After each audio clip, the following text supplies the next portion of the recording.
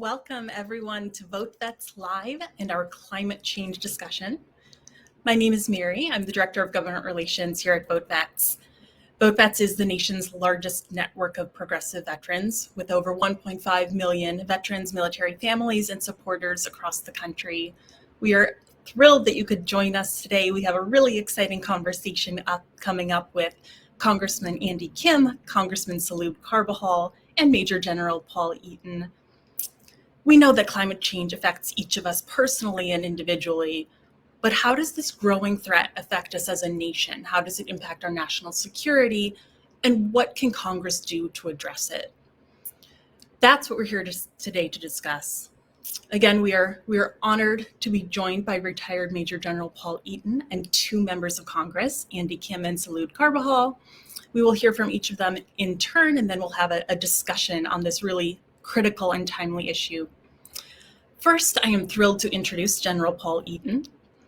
General Eaton served in the U.S. Army for over 30 years and commanded forces across the globe, including during Operation Iraqi Freedom. He is now a senior advisor to Vote Vets. General Eaton, sir, thank you so much for joining us today. Over to you, sir. Mary, thank you very much. And thank you very much, Congressman Kim and Congressman Carvajal, for joining us. You're invaluable to have you in the fore on this.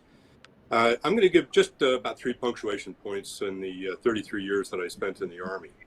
I did some time in Africa and sub-Saharan Africa, and got to witness firsthand from mid-80s into early 90s Saharan encroachment on once arable lands in typically former French colonies, and it was devastating what was going on, and that was a long time ago. That was before we were talking climate change, and it's only gotten worse. And the specter of south to north migration of very distressed peoples is very much in play right now. Not unlike our hemisphere, with South America, with the jungle separating, and Mexico and Central and America and Mexico. So we're watching climate-induced migration beginning to become a very serious issue for countries in the northern part of the globe. So roll the clock forward a little bit, and I wound up in a joint assignment requirement where I spent some time with the Navy traveling about. And Hampton Roads, the majority of the U.S. Atlantic Fleet is in Hampton Roads. And I'm visiting submarines and aircraft carriers, and very much a get to know your Navy and the capacities of the Navy. Early 90s, there was the beginning of the discussion of sea rise and the amazing infrastructure that we've built out for our Navy. And the impact that we have going on is substantial. And we in certain parts of our politic are recognizing that, and those who are holding the guide on, so to speak, we're very grateful for.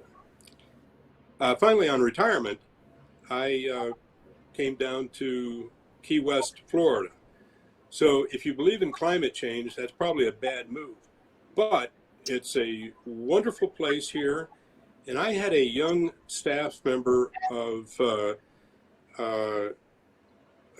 former Congressman Carvajal. I'm in the 26th Florida District. Congressman Jimenez is my congressman now, but a young man named Hector. And Hector, with a Republican congressman, stated that in clean climate, clean energy, green energy sources, says that we in Florida understand that coal was a great fuel in the 1700s and 1800s. Oil picked up the banner 1800s and 1900s.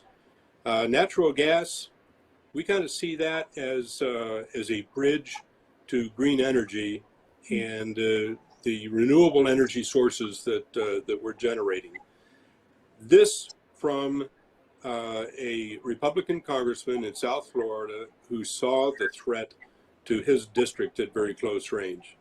So as much as we can, and this is an opportunity, we sound the alarm, we beat the drum, and try to get folks' attention. Mary, over to you. Thank you. Thank you very much, sir. I am now honored to introduce Congressman Andy Kim. Congressman Kim represents New Jersey's 3rd District. He formerly worked in the White House on countering terrorism and advised Secretary of Defense and the Pentagon on national security. Congressman Kim also served in Afghanistan as a civilian strategic advisor to U.S. military commanders there. Just an incredible experience in history. Congressman Kim, thank you so much for joining us today. Over to you, sir. Yeah, thank you, Mary. Thanks for letting me be a part of this. And you know, the part of the resume that you didn't mention is I'm a dad of a 4-year-old and a 6-year-old. And the reason I kind of mentioned that is I think that's in some ways the hat that I wear the most in terms of my concern about climate. I'm a son of immigrants. My parents came to this country. They raised me in New Jersey because they felt like here in this country they could guarantee that I would have a better life than they did, that have more opportunities than they did. And I feel like that's very simple kind of metric there, which was kind of our family's version of the American dream. It's something that I struggle right now, I'll be honest, when I think about my kids and think about what kind of world they're going to grow up in, what kind of planet they're going to be growing up on, about what it is that I see in terms of the science of what comes next. I worry about that. You're right. I'm somebody that worked in sort of a more traditional kind of national security and counterterrorism, spending time in Afghanistan, Iraq, and elsewhere. But for me, it always came down to this question about what could I do, like the impact that I was trying to engage upon was always this question of what can I do to try to stop preventable deaths? And that was kind of the lens by which I kind of worked through, whether I was at USAID, State Department, DOD, the White House, or et cetera, which kind of thinking through that lens. And when I use that same kind of lens right now, trying to understand, what are the biggest challenges that we're going to face when it comes to preventable deaths going forward. When you look at just the trajectory of what we're up against, you can't help but recognize that a lot of these climate-related efforts are really going to be at the forefront of what is going to be challenging that question going forward. We see that right now with COVID, just the challenges that we face when it comes to transnational threats. And when I was younger, I wrote my dissertation on this idea that transnational threats require transnational solutions, and that we really need to make sure that we're engaged in this in a comprehensive way. And I think what we just heard in terms of the challenges when it comes to human migration and potentially areas there, when we look at the challenges that come to in terms of economic distress, when we look at the competition and the undoubted factors that we'll have in terms of clashes over dwindling resources around the world, whether that's water or other challenges, these are things that we know are going to create a lot of repercussions through our traditional national security world and challenges. But we also recognize this in terms of what just is going to change fundamentally in terms of our communities and our area. And I say that as someone who represents a district that got crushed by Superstorm Sandy a couple years back. I mean, you might remember those iconic images of a roller coaster in the middle of the ocean. That's my district. That's Seaside. And you want to know what else just happened in my district? Just a couple weeks ago, when the remnants of Ida came through, we had tornadoes touching down in my district, something I never saw before. So we're very worried about just the actual ability to be able to protect our constituents and protect the people that we're charged with in the Constitution of the United States of protecting. And I think we need to be thinking through what is our new 21st century definition of national security. In a broad brush sense, it's about safekeeping for our nation. It isn't just about guns, bombs, and missiles. It's about a broader sense of what is it that we can do to stop preventable deaths. And what is it that we need? What tools do we need going forward that's going to be able to help us think through that on a conceptual level as well as a thorough strategy moving forward, which is why I've really come to the conclusion that now is the time for action, and that this is something that we need to engage on with even a greater intensity than we did with the last 20 years with so much of the counterterrorism efforts that we're up against, as this threat is manifestly different than counterterrorism, in some ways a much more existential one. So with that, hopefully it gives a couple of ideas to kind of build off of, but I'll turn it back to you, Mary. Absolutely. Thank you so much for that, sir. Up next, we have Congressman Salud Carbajal. Absolutely thrilled to have him with us today as well. Congressman Carvajal served for 8 years in the United States Marine Corps Reserve, including active duty service during the Gulf War in '92. He has been a tireless advocate for veterans in Congress and a strong champion for protecting our national environment and resources. Congressman Carvajal, thank you so much for joining us today, sir. Over to you. Thank you, Mary. Thank you, General Eaton, and my colleague, Andy Kim. I think you put forth a good synthesis of the issues at hand. And I appreciate being invited today to participate on this national security impacts of climate change and the urgent need for us in Congress to take bold action. Like Andy Kim, I have two grandkids, a 3-year-old and a 5-year-old. And I think every time you glance at them, you can't not think of the challenges at hand uh, and what's in store for their future. And climate change is inevitably one of those pressing issues that comes to mind. So let me start by saying that what we all know, climate change is real. And we are in a crisis. Nearly 97% of climate scientists agree that the Earth's climate is warming due to increased greenhouse gas emissions. But we also know climate change is real because we are living in this new reality. What used to be natural disasters have now become extreme weather events, and they're far too common. For example, wildfires have become year-round in the West, in my state, in my community. In my home state of California, we are experiencing drought conditions. Meanwhile, in the East Coast, we have seen devastating and deadly flooding, of which Representative Kim alluded to. And we've seen the impacts from all walks of life. Dangerous heat waves are becoming the norm, and not only throughout our country, but across the globe. And it is posing serious threats to our national security. In fact, in 2010, the Quadrennial Defense Review, the Department of Defense officially recognized climate change and energy as two critical issues that will play out significant role in shaping the future security environment. And 4 years later, the 2014 Quadrennial Defense Review labeled climate change as a threat multiplier, meaning climate change is also an accelerant of political, economic, and geographic instability. In the past decade, we've seen extreme examples of climate change as an accelerant of that instability. Not only has climate change impacted our weather patterns with increased frequency of heat waves, hurricanes, and floods, but we also seen how this has led to conflicts throughout the globe. And it is jeopardizing our military's readiness and military installations throughout the world. This report also warned us about climate change, came out more than 10 years ago.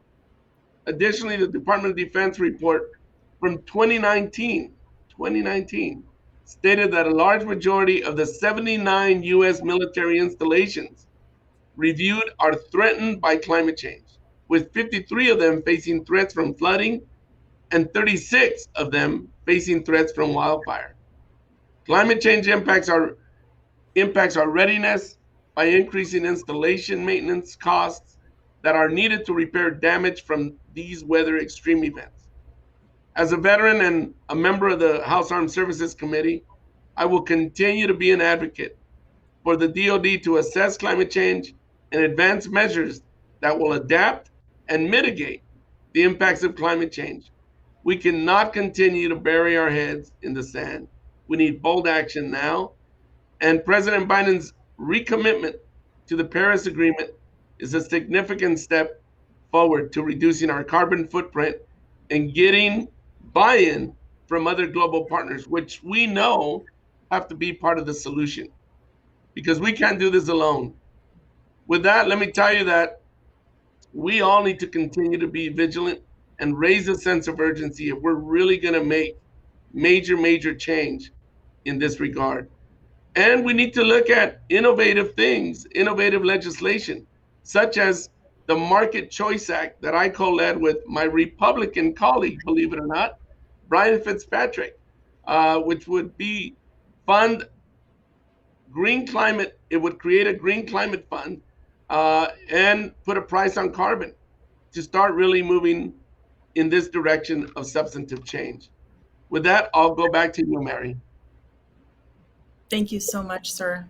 I could not agree with everyone more that this is clearly an urgent threat and requires urgent solutions. So as we turn now to the discussion portion, I'd like to start with that. We've raised the problem. Let's talk a little bit about the solutions. Obviously, there are two big bills moving through Congress right now. There's the Build Back Better bill and the smaller infrastructure, bipartisan infrastructure plan. Congressman Kim, perhaps starting with you, what are some specific investments in climate and clean energy that you think are important to prioritize in Build Back Better? Yeah, well, look, a couple of key parts of this is first of all recognizing that this is going to require a societal solution. You know, this is again not just something that only a percentage of our population needs to deal with, and I think that that's something when it comes to national security that we're not used to as a country. Is in national security, the traditional way, the slice of our country that is in the military, which is a very small slice, or those that are diplomats or others, are often the ones that are leading this effort. And this is going to be different. You know, this kind of national security actually requires a national engagement from all of us. And that's the kind of effort that I think is so critical, whether it's with the Build Back Better or efforts going further. One of the key aspects of this is we need to be moving towards electrifying our transportation sector. You know, this is something that is critical. Literally every single person who's understanding what it is that needs to get done recognizes this is a critical step. Electrify the transportation sector and then green the grid with our ability to have renewables. It's a two-step process on that front. The infrastructure bill is investing in EVs, especially when it comes to chargers. I wish that we could do even more on this front. I think we should be even further leaning, but I think these are important steps going further. Also, when it comes to the actual Build Back Better plan, programs like what's called the CEPP, the Clean Energy Performance Plan, these are some of the most innovative efforts we've seen be able to come to fruition that is really trying to get our utilities and our grid moving towards clean energy. And I think that that's going to be incredibly important. So there are a number of different elements, but when I really try to distill it to my district and have people understand what are the actual tools that we're talking about, what's actually on the table, those two approaches I think are some of the most significant ones to be able to shift not just our markets, but to shift our societal behavior and the efforts that we all need to engage in, helping us understand what role do we have to play in our families to be able to do this, because this one's on all of us, not just on those in the military, not just those in government. This is going to require all of us to get engaged. Congressman Carvajal, I would love your thoughts on Build Back Better as well, you know, knowing especially that we've got someone from New Jersey, someone from California, and Build Back Better does something for everyone. Well, Representative Kim, I think, touched on a good number of things that need to transpire and are included in the Build Back Better. But we can't forget, as Andy said, it's a really comprehensive approach. Our ports, shoreside power, aviation, new technologies that really help us reduce carbon emissions, making sure that our public transportation systems, which help us take people off our roads, transit, Amtrak, rail, all of those components in the Build Back Better Act really help us achieve significant steps in reducing climate change. Don't forget about the production tax credits and the investment tax credits, which I think Andy also touched on them briefly, will go a long way in really incentivizing the type of green world that we need to really make a major headway on this very important crisis. we need to work together. We need to make sure that we're taking a comprehensive approach in addressing this, whether it's our military or all the other sectors that contribute towards those emissions that are causing global warming and leading to climate change. We need to take a whole of government approach, not just in specific areas. And we're doing that. And this legislation is really going to help us make a major headway in addressing this crisis. General Eaton, sir, something I'm very curious about, given your long service in the U.S. Army, how does climate change sort of compare to some of the other threats that you've faced?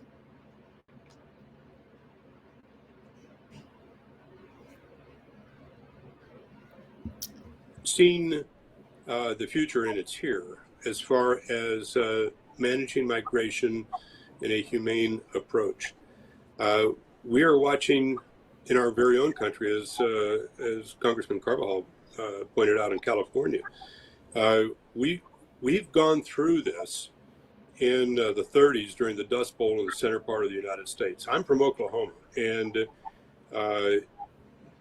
1930s, that was a long time ago, but the memory is very fresh and has been transferred down through the generations. So America knows a little bit about the impact of localized change. When we're talking global change and managing populations that will survive, humanity will do everything in its power to be able to survive and to assure the survival of their children. We have had our two congressmen mentioned young Americans. Well, young Earth people all over our planet are going to get the same kind of help. So if we don't get out in front of this, the strategic and the national security implications to the countries in the north are which are faring better by the nature of how we are watching desertification go on. But the problem is here. Absolutely.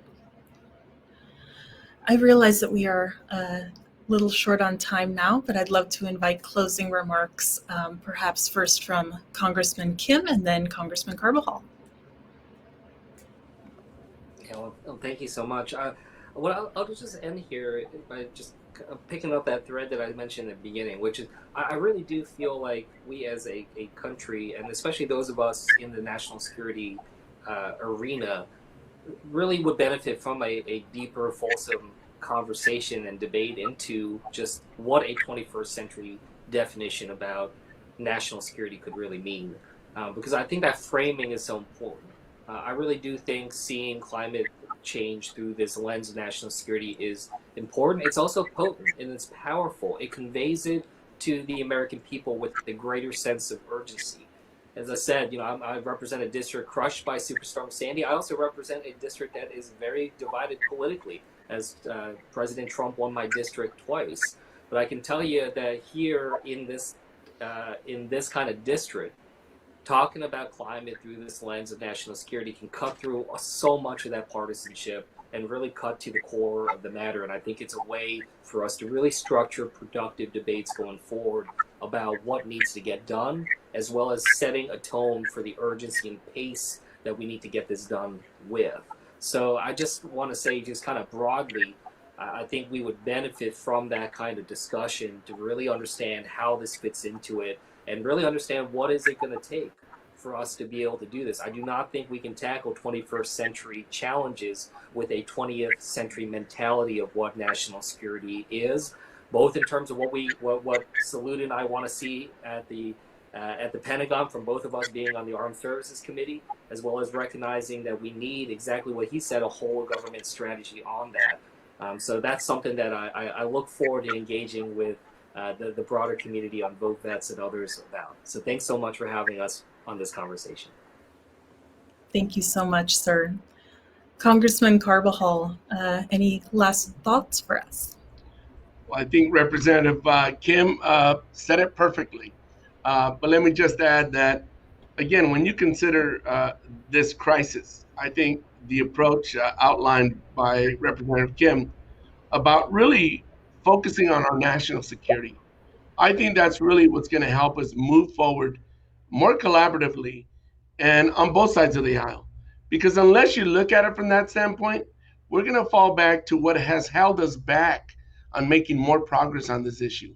And that's, is our greenhouse gases man-made or not? And all those silly arguments that we got caught up in terms of politics, forget that. We're beyond that. We really need to focus on what's happening. Where are we at when it comes to our national security? If our water is contaminated or we don't have enough water, something's wrong. If we're having drought and year-round fire, something is wrong. If we can't produce the food that we need for our nation, as General Eaton touched on, the Dust Bowl in the 30s, we're in trouble. So we need to acknowledge that we are talking about our national security, and we would do right by taking bipartisan aggressive action to address this crisis like we've never done before. I think the science is in, the data's here of these extreme weather events that are really that we are confronted with in our country and globally. And General Eaton also touched on the migration and the instability that it's going to create throughout the world. We're not in this alone. This is a worldwide global challenge, but we, the United States, need to take leadership. And I think the national security angle is the best angle to do so. Thank you, Mary. Thank you, sir. And on behalf of myself and all of us at Vote Vets, thank you so much to Congressman Kim and Congressman Carvajal. We are so fortunate to have leaders like you in Congress working for veterans and all Americans to address these kinds of threats. Thank you as well to General Eaton. Thanks all three of you for your service. Thank you to our audience members. We are thrilled you could join us today. Please do follow us on Twitter and Facebook. We are Vote Vets in both places, and we will hope to do another one of these again soon. Thanks, everyone.